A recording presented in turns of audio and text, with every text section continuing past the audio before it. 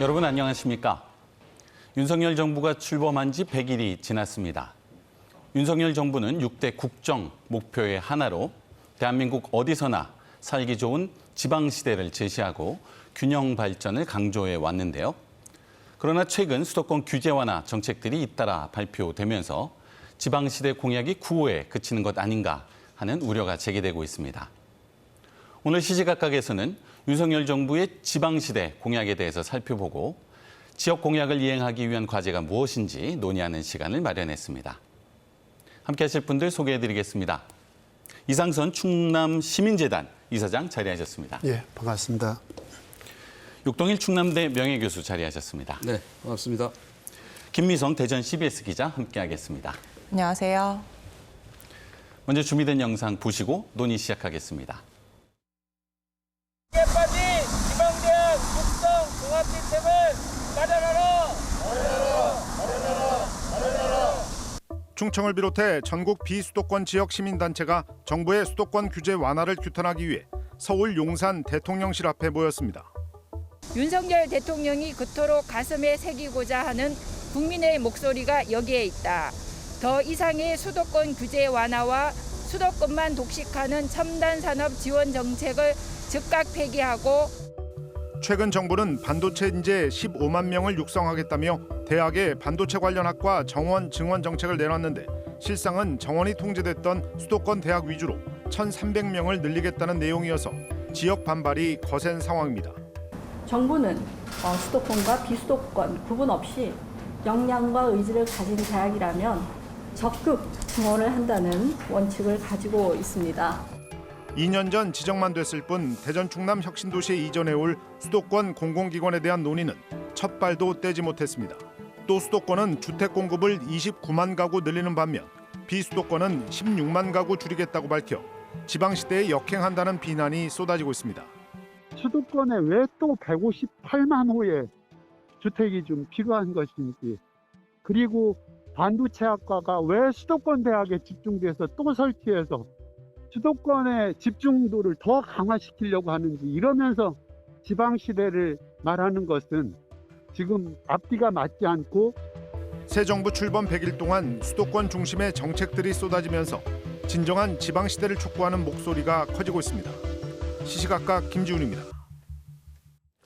네, 자료 화면에서 보신 바와 같이 이 지방 균형 발전 정책과 상반되는 정책이 추진되면서 지역에서는 우려가 제기되고 있습니다.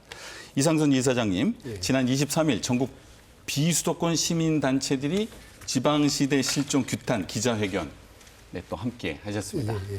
자, 어떤 내용이었는지 설명 부탁드리겠습니다. 예, 윤석열 정부 100일 평가가 100일이 8월 17일이었지 않습니까?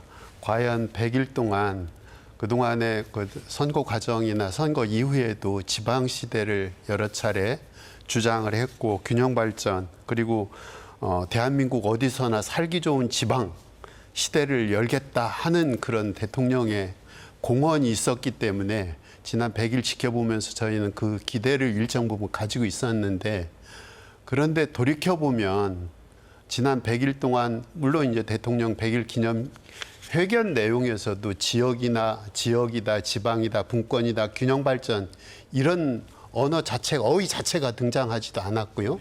그 홍보 책자에도 찾아보니까 아예 없더라고요. 그러면은 과연 이 시기에 100일 지나면서 그동안 선거를 거치면서 선거 이후에도 공언을 했던 지방시대를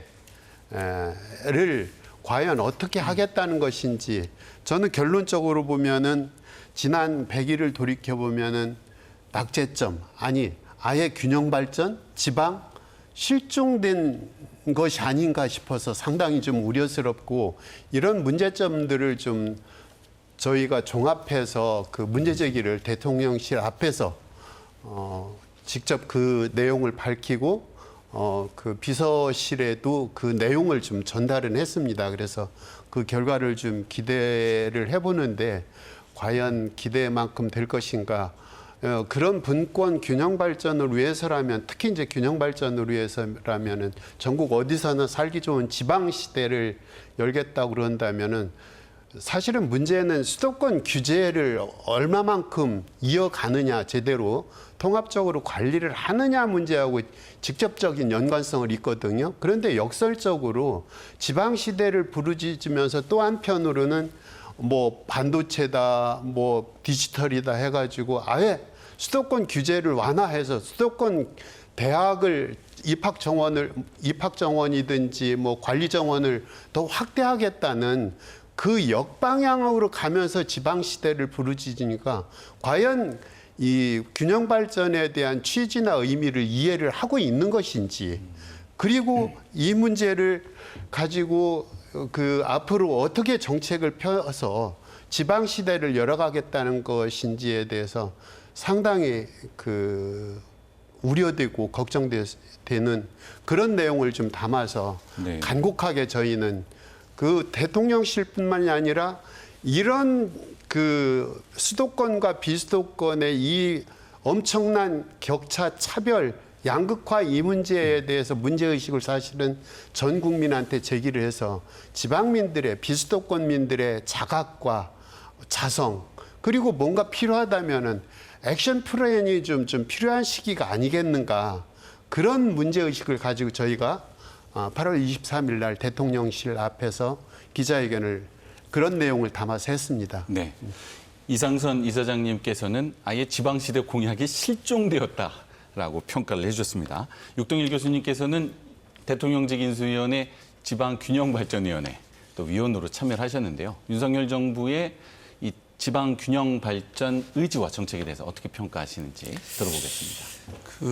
지금 이상선 이사장님의 그 문제 의식 또 제기된 문제점에 대해서는 저는 뭐 충분히 공감을 합니다. 심각하죠. 그런데 제가 하나 인용을 해볼게요. 아인슈타인이 이런 얘기를 했어요.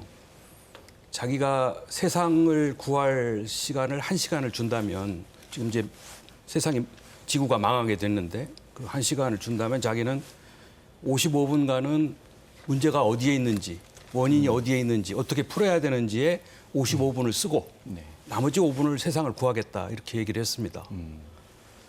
지금 심각한 국토 균형 발전의 결과는 윤석열 정부 100일에 나타난 결과가 아니라 지난 정부 말까지 나타난 결과입니다. 인구도 수도권이 많아졌고요. 50.4%, 일자리도 50.5%, GRDP도 52.6%, 또 2030 세대 매년 9만 5천 명이 수도권을 향해서 떠나고 있습니다. 지난 정부도 굉장한 의지와 열정을 가지고 국토균형 발전 노력을 했어요. 그럼에도 불구하고 지금 균형 발전의 결과는 더 나빠졌거든요. 그래서 저희들이 이제 지난 대통령직 인수위원회에서도 왜 이런 결과를 가져왔느냐. 그렇게 많은 정부가 노력을 하고 수백 가지 정책을 했음에도 불구하고 왜 이런 결과밖에 얻지 못했느냐를 성찰하고 반성하면서 나름대로 15대 국정과제 3대 약속을 내놨었죠.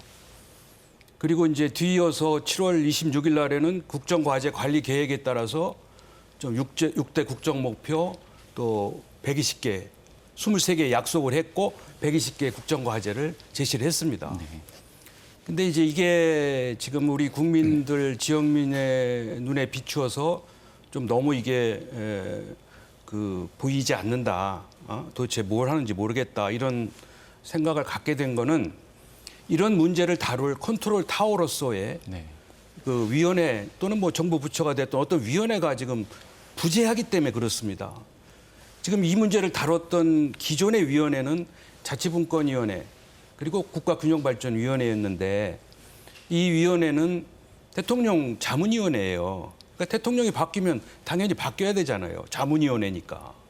근데 그동안 이게 안 바뀌었어요. 이분들이 자리를 안 비웠기 때문에 새로운 위원회, 우리가 지난 정부의 문제점을 평가해서 어떤 형태, 어떤 위상의 새 위원회를 만드느냐를 구상을 하고 그 위원회를 만들려고 했는데 기존 위원회가 버티고 있기 때문에 위원회를 이게 바꿀 수가 없게 된 겁니다.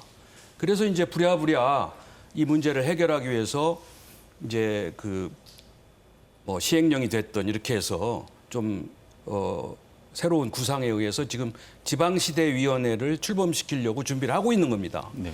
그래서 결론적으로 지방시대위원회라는 컨트롤 타워가 만들어지면 당연히 지금 균형 발전의 여러 가지 문제점, 현재 실태를 다시 한번 확인하고 그리고 인수위원회에서 또는 국정 관리 계획에서 약속됐던 그런 국정 과제들이 이제 실행 계획을 세워서 차분히 풀어가면 저는 나아지리라고 생각을 합니다. 왜냐하면 그 대통령의 의지나 열정은 제가 확인한 바 네.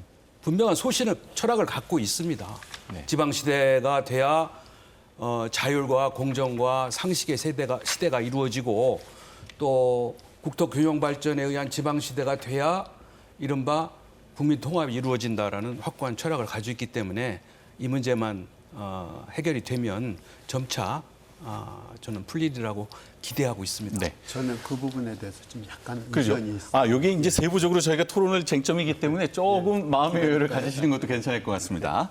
육동일 교수님께서는 일단 의지는 확고하고 단지 취임 100일은 아직 시간적으로 짧으니 이 추진 주체가 제도화되면 추진될 수 있을 것이다. 이렇게 평가를 해주셨습니다.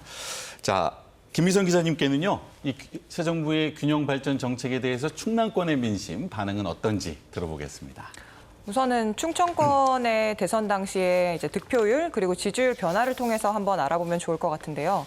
윤석열 대통령이 후보 시절부터 이제 충청의 아들님을 이제 자칭을 하면서 선거 운동을 해왔고 충청 대망롱에 불을 지펴서 지역민들의 기대와 관심을 한 몸에 받았던 게 사실이고요.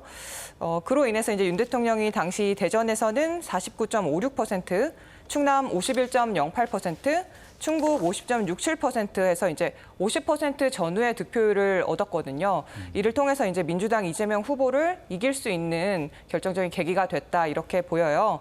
비록 이제 민주당세가 강했던 세종에서만 이제 이 후보에게 뒤지긴 했지만 선전했다는 평가였습니다. 그런데 이제 최근에 이제 충청권의 지지율을 보면 상황이 조금 달라졌다라는 거를 좀 많이 볼 수가 있는데 이 리얼미터가 미디어 트리뷴 의뢰로 지난 16일에서 19일 전국 18세 이상 성인 남녀 2,011명을 대상으로 조사한 결과고요. 윤석열 대통령의 국정 수행에 대한 대전, 세종, 충남북의 충청권의 부정평가는 62.9%, 긍정평가가 33.7%로 나타난 걸로 확인이 되고 있어요. 그러니까 이제 득표율이 50%를 넘었던 대선 당시하고는 상황이 많이 변했다라는 점을 알 수가 있고 대선 때 윤 대통령을 지지했던 유권자 중에 일부도 돌아섰다라는 거를 보여주는 결과라고 볼 수가 있겠습니다. 네, 여러 가지 요인이 작동한 결과라고 할 수 있겠지만 지역 민심 측면에서는 이 지역 공약 또는 지방시대 공약과 관련되어져서도 이 새 정부에 대한 지지율에 영향을 미쳤다라고 하는 김미선 기자님의 평가가 있었습니다. 자, 육동일 교수님께서 컨트롤 타워의 중요성에 대해서 강조를 해주셨는데요. 자, 윤석열 정부의 지방시대를 추진할 컨트롤 타워로서 지방시대위원회 이 설립이 지금 추진되고 있는데 역시 이어서 김미선 기자님께 어떻게 진행되고 있는지 들어보도록 하겠습니다. 지금 현재까지 행정안전부의 공식적인 입장은 지방시대위원회 설치에 대해서 현재 관계부처와 협의 검토 중에 있으며 설치 방법, 출범 시기에 대해서 세부 내용은 확정된 바가 없다라는 게 현재까지 공식적인 입장이고요. 조금 더 내용을 살펴보면 한덕수 총리가 25일에 기자간담회를 통해서 발언한 내용이 좀 있어요. 보면 이 한 총리가 이제 시기는 지금은 예측을 하기가 어렵다.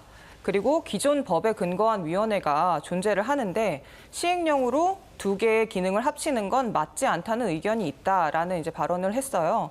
이런 거 볼 때 굉장히 정부에서 고민을 하고 있다라는 거를 추측을 해볼 수가 있고 실제로 이제 문재인 정부 때 임명됐었던 김사열 균형발전위원장이 최근에 사의를 표명을 하면서 이 법 개정이 없는 지방시대위원회 설치 방침에 대해서 좀 비판을 하고 있는 상황이거든요.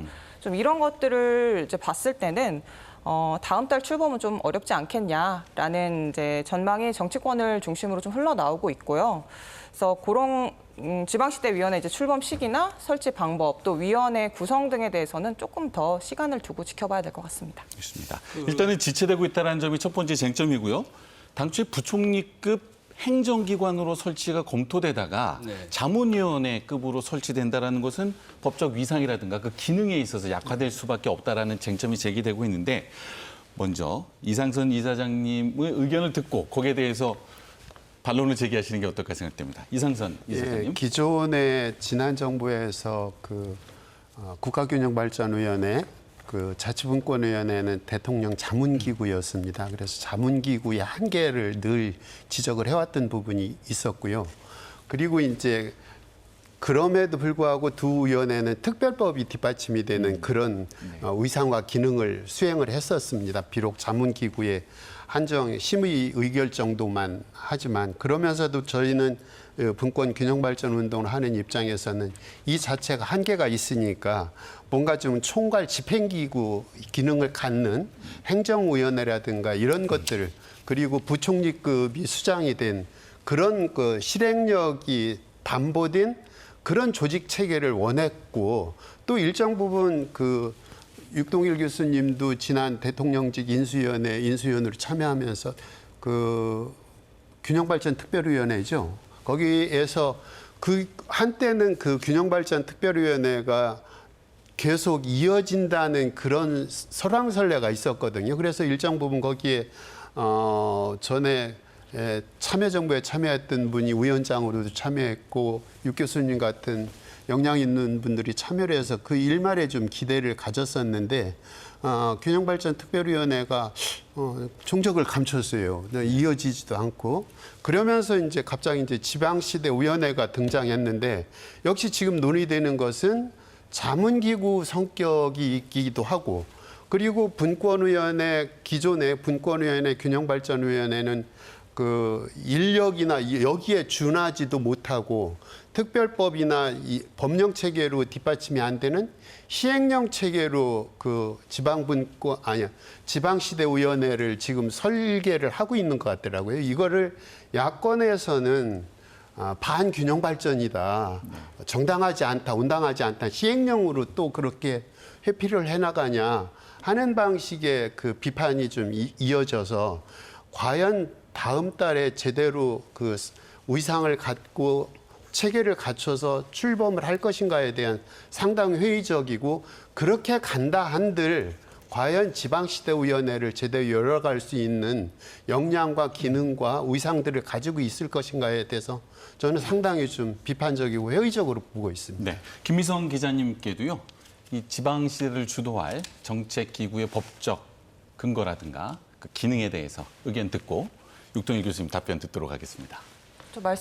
이상선 이사장님 말씀하신 대로 이 컨트롤 타워인 지방시대위원회가 제 역할을 하기 위해서는 예산을 요구한다든지 아니면 행정적인 집행력을 가지는 게 굉장히 중요하거든요. 왜냐하면 균형 발전이라는 주제 자체가 한 부서에 국한되는 주제가 아니기도 하고 여러 부서를 때로는 통합하기도 하고 한 주제를 향해서 나아갈 때 부처를 이제 설득하면서 그런 이제 강력한 힘을 가져야 되는 그런 기구가 필요하다고 생각이 드는데 단순히 자문위원회 정도에 그치게 된다면 그저 균형 발전을 하겠다는 의지를 보여주는 그냥 상징적인 위원회, 그냥 식물위원회 정도에 그칠 수가 있을 거라는 좀 생각이 들어서 저도 좀 우려스러운 좀 생각이 듭니다. 네, 컨트롤 타워에 대한 두 분의 의견을 들으셨습니다. 네. 답변 듣겠습니다. 예, 그 내용도 공감을 합니다. 저도 그런 주장을 했었고요. 저도 이제 역대 정부마다 이 자치분권이나 균형 발전의 이제 역할을 위원으로서 역할도 해보고 끊임없이 활동을 해왔는데 쭉 지켜보면 이 자치분권이나 지역 균형 발전에 관한 아젠다 이슈가 시간이 갈수록 항상 뒤로 밀립니다. 정부 내에서 보면 네.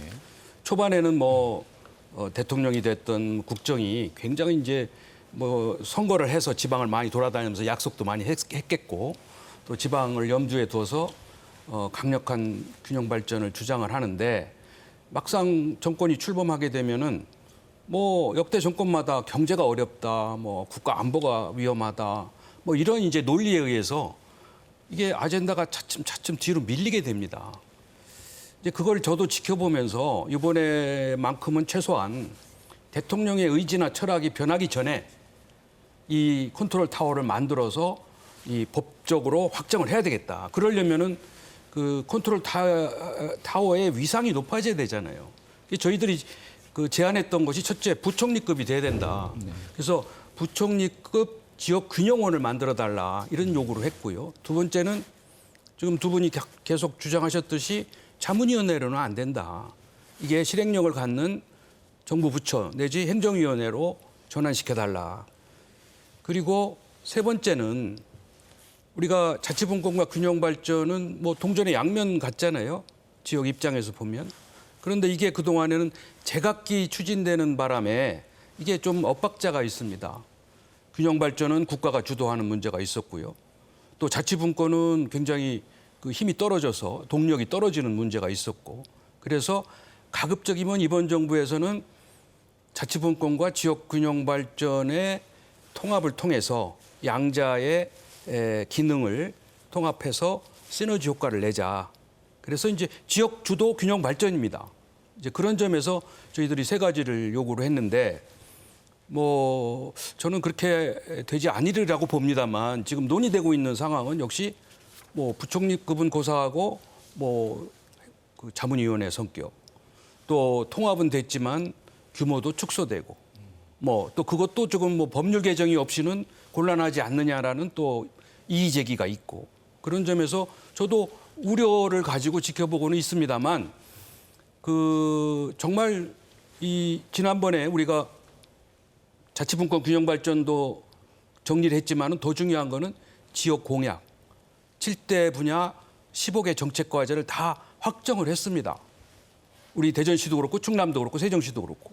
그런데 이게 그동안에 컨트롤 타워가 없었기 때문에 지역 공약이 전혀 중앙정부와 지방정부가 조율이 안 된 채 이게 막 이제 그 되냐 안 되냐의 문제를 놓고서 설왕설래 했지 않습니까?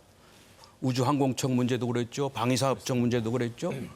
또 뭐 기타 뭐 여러 가지 지금 공공기관 이전 문제도 그렇죠. 그래서 이런 문제에 대해서 전혀 조율이 안 된 채 지금 지방정부는 지방정부대로 각각 이제 상당한 지금 애로사항을 갖고 있고 우왕좌왕하고 있단 말이죠. 그런 사이에 이게 국정 지지율에도 영향을 미쳐서 국정 지지율의 추락에 저는 결정적인 영향을 미쳤다고 생각을 합니다. 더욱이 우리 대전 충남의 지지율이 더 낮았잖아요. 그죠? 근데 그거는 그동안에 세종시 문제, 방위산업청 문제, 우주항공청 문제를 놓고 이거 뭐 정부를 신뢰할 수 있겠느냐 이런 불신과 이런 문제가 불거지면서 국정 지지율이 떨어진 거거든요. 그래서 그러한 그 요인이나 그러한 지역의 주장, 그런 지역의 불만을 제가 전달은 했습니다. 비공식적으로. 이렇게 돼서는 안 된다. 그거는 자칫하면은 그 자치분권 균형 발전의 동력도 잃을 뿐만 아니라 국정의 신뢰성이 상실이 되기 때문에 나중에 회복하기가 어렵다.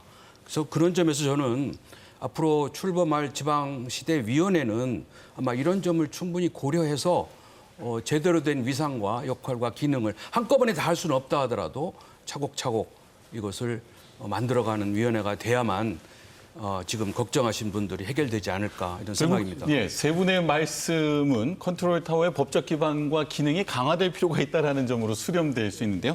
이상선 이사장님 질문이 있으실 것으로 생각했습니다. 자, 대안이 뭐가 있을까요? 간단하게 제가 언급을 하면은 도로 자문이어서는 절대 안 된다 하는 문제하고 그리고 아까 이제 유 교수님께서 대통령의 의지와 철학이 굉장히 중요하고 컨트롤 타워의 중요성을 말씀을 하셨는데 근데 또 다른 컨트롤 타워하고 좀 다른 관점에서 들여다보면 지난 6월 7일 윤석열 대통령이 국무회의에서 반도체 등 첨단 산업 관련 대학 규제에 대해서 그 교육부를 강력하게 질타한 적이 있었거든요. 한 달여 만에 7월 19일 교육부가 반도체 관련 인재 방안을 발표했고요.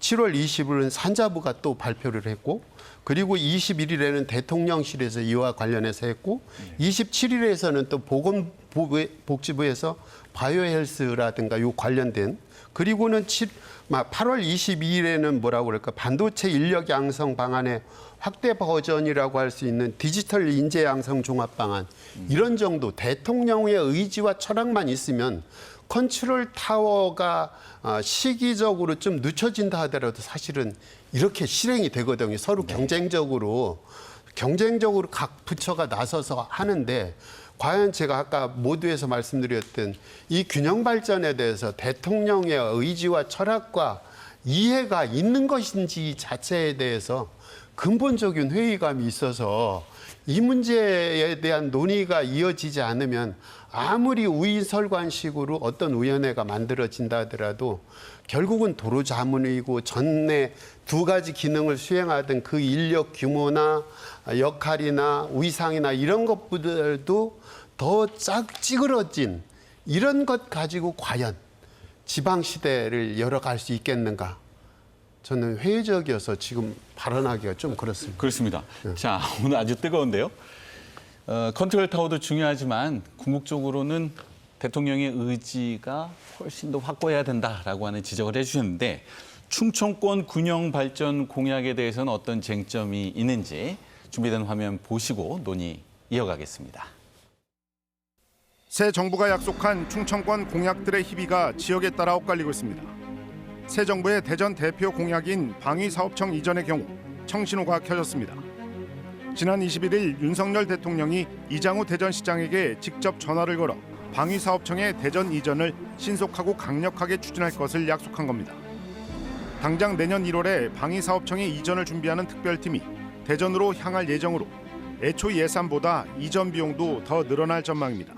120억에다가 설계비 포함해서 대통령께서 90억을 추가로 증액해서 210억을 반영하라고 지시하셨다고 말씀하셨습니다.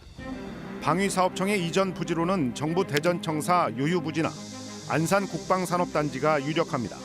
이장우 대전시장은 또 윤 대통령이 대전을 우주항공 연구개발 핵심 도시로 육성하겠다는 의지를 명확히 전했다고 밝혔습니다. 우주항공 분야를 대전을 빼놓고 갈 수 없다는 말씀을 직접 하셨기 때문에 대통령께서 우주항공 분야 R&D 대전을 핵심적으로 육성하도록 하겠다는 말씀만 하셨습니다. 반면 충남에 약속했던 육사 논산 이전은 아직 안개 속입니다. 대통령직 인수위가 육사 논산 이전 방침을 재확인했지만 국방부 장관이 반대 의사를 밝히면서 제동이 걸렸습니다. 중부권 동서횡단 철도와 충청 산업문화철도 역시 예비 타당성 조사 면제 등 사전 절차가 필요해 제때 추진될지 미지수입니다. 세종시에 약속했던 대통령 제2집무실과 국회 의사당 설치는 한때 파기 논란이 일었지만 대통령이 직접 불가역적인 결정이라고 밝혀 추진 동력을 되찾은 모양새입니다. 하지만 다음 달 정기국회에 관련 예산이 충분히 반영돼야 공약의 실천 의지를 확인할 수 있습니다. 시시각각 김준우입니다. 네, 지방시대 정책 공약으로 각 시도별로 7개 7대 공약과 15개 정책 과제가 제시되었습니다. 자, 충청권에는 어떤 지방시대 공약이 있는지 김미성 기자님께 들어보겠습니다. 네, 좀 간략하게 정리를 해보면 대전 같은 경우에는 중원 신산업 벨트를 시작으로 이 대전을 중심으로 한 100km의 순환 고속도로 건설을 통해서 대전, 세종, 충남북을 연결하는 광역교통망 구축 공약이 있고 또 방위사업청 이전과 제2대덕연구단지 조성 등이 있었고요. 세종의 경우에는 대통령 제2집무실과 국회 세종의사당 설립, 대전 세종 경제자유구역 지정 등이 있었습니다. 또 마지막으로 충남에서는 충청 내륙철도와 국방산업클러스터, 충남 혁신도시 조성 등을 공약했습니다. 네, 자 세종 문제부터 볼까요? 대통령 집무실 문제는 지방선거뿐만 아니라 대통령 선거 당시에도 아주 중요한 현안이 되었습니다. 얼마 전 대통령께서 제2집무실과 관련되어서는 국회의사당 설치하는 것은 불가역적 결정이다라고 언급하신 바도 있었는데요. 자, 대통령 집무실과 관련되어서는 그 추진 가능성에 대해서 얼마나 확신하시는 육동일 교수님께 들어보겠습니다. 이거를 좀 아셔야 됩니다. 지금 우리로서는 우리 비수도권 지방의 입장에서는 자치분권과 균형 발전이 대단히 중요한 탑 이슈잖아요. 탑 아젠다인데. 그런데 여전히 수도권 규제를 합리화해야 된다. 그래야 우리 국가의 경제가 살아난다. 왜 경쟁이 있는 수도권을 왜 죽이냐. 그리고 지금 또 코로나로 인해서 해외에 나간 기업들도 다시 유턴하는 현상을 리쇼어링이라고 하잖아요. 이 현상을 왜 차단해서 수도권에 못 오게 하느냐. 이런 주장을 하는 집권론자, 불균형 발전 전략을 주장하는 학자, 전문가, 시민들이 많습니다. 네. 그 사람들의 표가 우리보다 더 많아요. 수도권이 크기 때문에. 그렇습니다. 그렇죠? 그러니까 이 문제를 우리가 그 정책이라고 하는 것이 논리적이고 이게 규범적으로 풀면 아무 문제가 없는데 항상 정책은 최근에 갈수록 표에 영향을 받습니다. 얼마만큼 지지하느냐. 그러니까 아무리 불가피한 정책과 꼭 해야만 하는 정책이라 하더라도 국민의 지지율이 떨어지면은 못하게 돼요. 그래서 제가 역대 정부도 그랬고 혹시 윤석열 대통령도 본인의 확고한 의지와 철학이 있는데도 불구하고 이러한 주장을 하는 소위 반균형 발전, 반자치분권을 주장하는 사람들의 영향을 받기 시작하면은 이제 어려워진다 그런 거죠. 제 입장은. 그 마찬가지로 우리 지역 공약도 지금 각 자치단체마다 7개 분야 15개 정책 과제를 다 합치면요. 우리 국가 예산보다 훨씬 많습니다. 이 문제를 그러면 어떻게 다 약속된 걸 어떻게 다 지켜야 됩니까? 그건 불가능해요. 네. 그러려면은 우리가 제가 주장하는 게 뭐냐면 우리 충청권은 전략적으로 가야 된다. 다시 말해서 상생 발전 전략을 찾아야 된다. 그래서 필요한 것이 충청권 메가시티입니다. 그런 점에서 충청권이 지금 이제 그게 조금 흔들리고 있거든요. 부울경, 대구 경북이 우리 기대했던 지금 메가시티 조성이 잘 안 되고 있어요. 그나마 우리 충청권이 지금 긍정적으로 나가고 있는데 이 메가시티 조성을 통해서 상생 협력 발전 토대를 만든 다음에 우리가 제시했던 공약이 서로 밀어주고 서로 끌어오고 이렇게 서로 양보하고 협조하고 해서 가급적이면 우리 충청권의 공약을 많이 실현할 수 있는 전략을 우리가 취해야 된다는 거고요. 그다음에 세종시 문제도 마찬가지입니다. 세종시도 저는 여기 세종시 문제를 결정짓는 거는 충청 주민들의 공감대 형성. 충청 주민들이 그동안 세종시를 위해서 머리띠를 두르고 얼마나 우리가 노력을 했습니까? 이상선 대표도 마찬가지고 저도 그랬고요. 그런데 이게 이제 조금 느슨해졌어요. 세종시가 자족 자치도시로 가면서 이제 모든 것을 다 세종시에만 다 끌어들여야 한다는 그런 이제 강박관념에 빠져 있습니다. 그렇게 되면서 충청권 인근 자치단체 충남이나 대전이 세종시 발전에 대해서 약간 좀 의구심을 갖기 시작한 거예요. 그런 점에서 세종시가 앞으로 해야 할 일이 많지 않습니까? 헌법에도 세종시는 수도라는 것도 집어넣어야 되지요. 또 물론 약속은 했습니다만 집무실, 대통령 제2집무실, 세종 국회의사당도 약속은 했지만은 이게 공교롭게 27년이면요. 27년이면 또 대통령 선거가 이루어지는 해입니다. 자칫하면 또 이게 세종시의 이슈가 정쟁화될 가능성도 있거든요. 그런 점에서 저는 세종시도 충청권의 공감대 형성이 절대적으로 중요하고 또 우리 지역의 공약도 서로 상생 협력 양보해가지고 충분한 공약을 실현할 수 있도록 하는 그러한 상생의 노력이 전략이 절대적으로 중요하고 필요하다 이렇게 생각합니다. 네, 육동일 교수님께서는 세종의 현안뿐만 아니라 포괄적인 측면에서 아주 중요한 쟁점을 제기해 주신 것 같습니다. 수도권 과밀과 경쟁력이라는 측면에서 볼 때 민주적 다수 결론은 뭐 세종 집무실 이전이라든가 여러 가지 지방 발전을 위한 쟁점을 해결할 수 없으니 세종이라고 하는 지역 단위의 이익보다는 아까 상생 발전이라는 용어를 써주셨는데요. 상생 발전의 측면에서 이 지역이 협력적인 거버넌스 뭐 이런 이익을 조율할 필요가 있다라고 지적을 해주셨는데요. 그런 맥락에서 뭐 대전, 세종, 충남의 어떤 지역 발전 현안에 대해서 지적을 해주시면 좋을 것 같습니다. 이상선 이사장님께 듣고 김미성 기자 의견 들어보겠습니다. 예, 저도 육 교수님께서 지적해 주셨던 이제 소위 얘기해서 이제 분수 효과, 낙수 효과 그러지 않습니까? 트리클 다운 이펙트, 트리클 업 이펙트 해서 사실은 집중론자들은 트리클 업 이펙트를 얘기하지 않고 트리클 다운 이펙트만 분수 효과. 어느 한 곳을 집중해서 채워서 그것이 흘러넘쳐서 주변을 적시게 한다는. 그런데 실질적으로 보면은 세계적 경제 동향이라든가 세계적 학자들 보면은 이미 트리클 다운 이펙트의 그런 어떤 경제적 기대 효과는 이미 한계가 다 상실이 됐다는 그런 판단이 나오고 특히 이제 대한민국 같은 경우에는 2019년에 이미 수도권 인구가 1,737명을 상회를 하기 시작했습니다. 이것은 굉장히 중요한 의미고 위기 국면으로 가고 있다.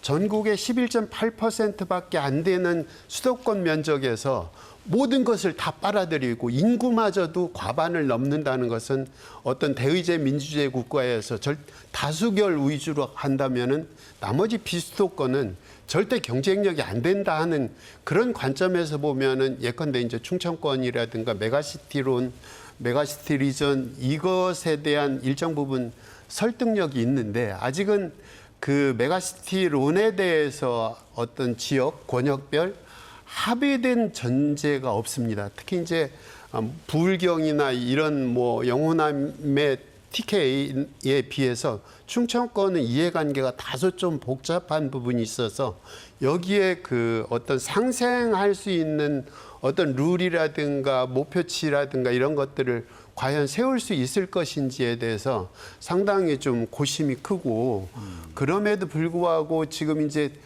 예컨대 대전, 충남과 대전 같은 경우에는 사실 혁신도시 제2차 공공기관 이전이 굉장히 현안이었지 않습니까? 지금은 이제 어느 정도 느슨해지기는 했는데 이것마저도 실현 가능하려면은 한 정부가 대통령이 힘이 있을 초기에 이게 결정이 되지 않으면 이게 점점 멀어지고 지금 현 정부는 특히나 공공기관의 그 방만한이라는 딱지를 붙여서 공공기관의 그 구조조정을 얘기를 하면서 과연 이 정부의 제2차 공공기관 이전을 현실적으로 기대할 수 있을 것인가?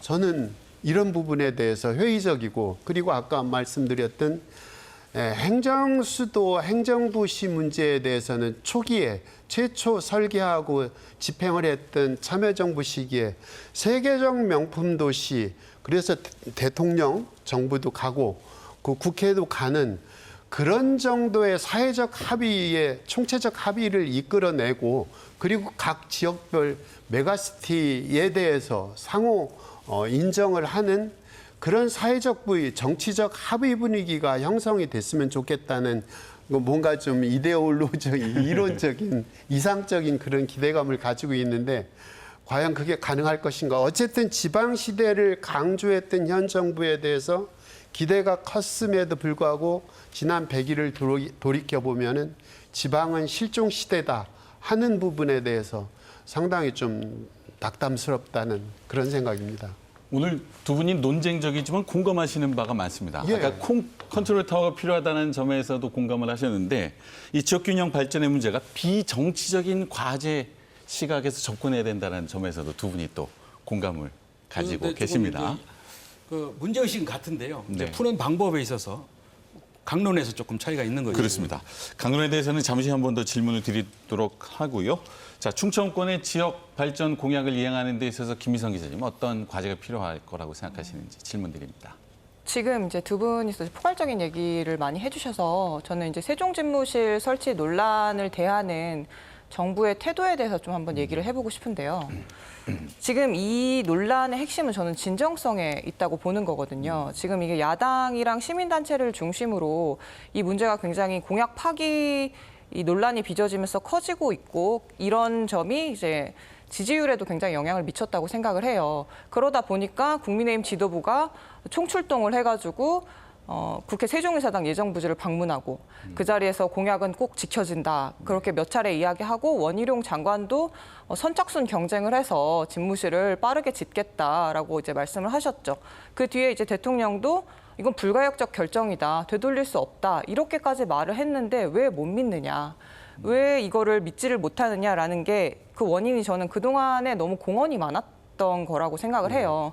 왜냐하면 이제 윤석열 대통령이 세종에서 이제 이야기를 할 때 격주로 국무회의 개최하겠다 이야기했었고 그리고 월일의 지방협력회의도 열겠다라는 약속을 했었죠. 사실 그런데 이게 지켜지지 않고 있어요. 또 세종국무회의 같은 경우에도 지금까지 한 차례 있었는데 그것도 지방선거를 바로 앞두고 이뤄졌던 거라서 사실 순수한 의도를 가졌다라고 보기는 좀 어려운 측면이 있거든요.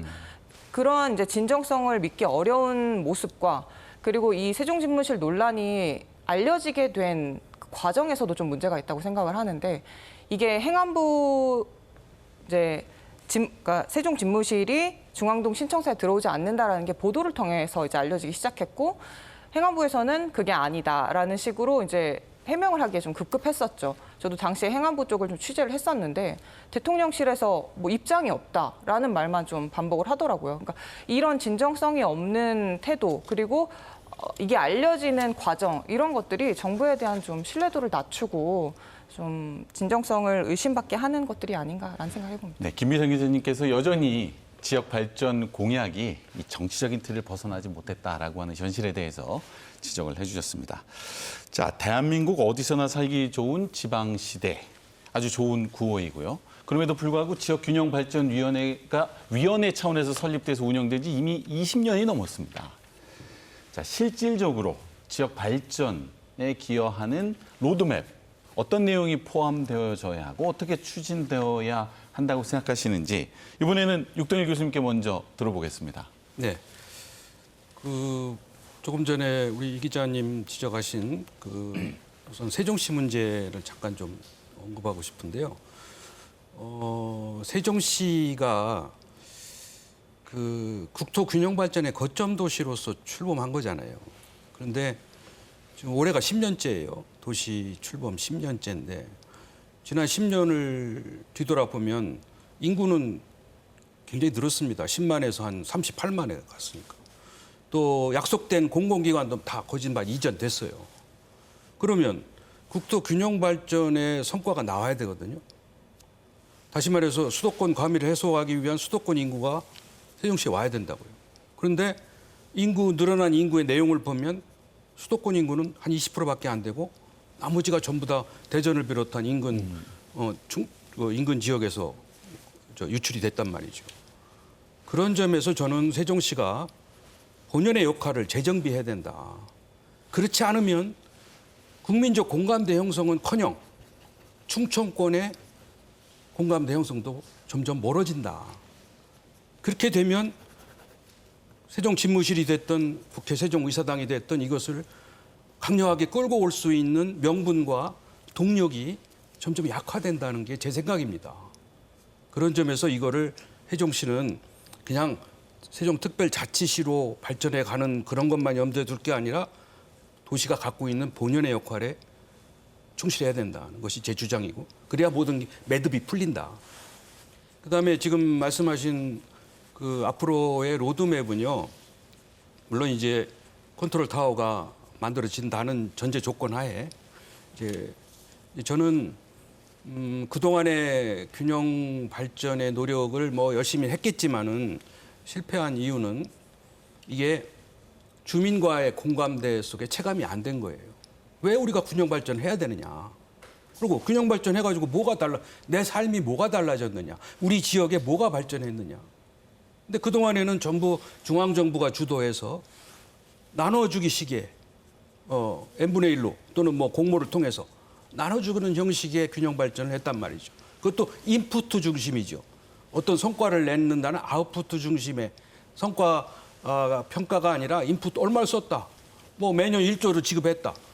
이런 식의 했기 때문에 주민들과는 굉장한 거리감을 갖게 됐다. 왜 하는지 모르겠다.